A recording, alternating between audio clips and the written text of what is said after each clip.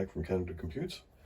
The Gigabyte XTX I took back, and the reason is it was a 2-slot card, which is great.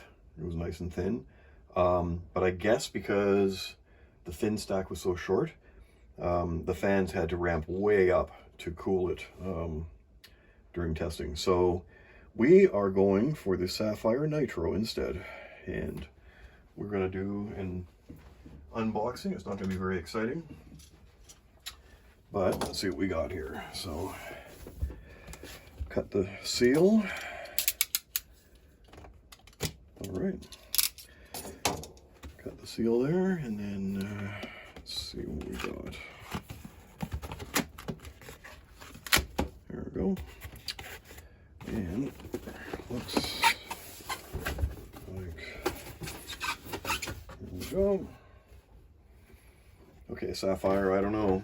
Asus and Gigabyte and friends kind of have you beat for the inside box, but I mean, it looks utilitarian, looks good enough. Let's see what's under the cover.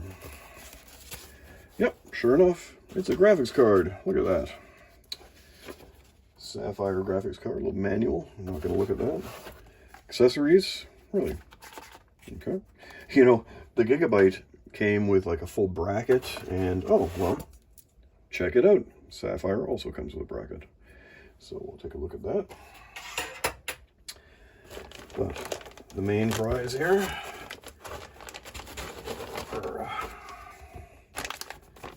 there we go.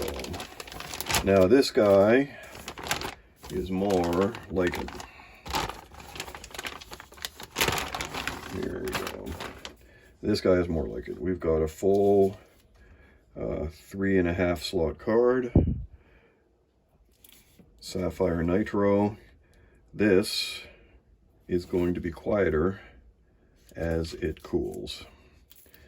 And oh, so the Gigabyte was 2 8-pins. This is 3 8-pins. There you go. So we will put this on the bench. No protector on the PCI. Huh. Okay. Sapphire, I don't know. You got to try harder. So that's it for now. We will probably find some other stuff hiding down here. I think there's some screws. Yep, sure enough. Not exactly sure how that bracket's going to work. In that, yeah, I'm not exactly sure how that bracket's going to work. I think what it does is goes across the top, perhaps, to reinforce. Yeah, I don't know. I actually have no idea, to be honest.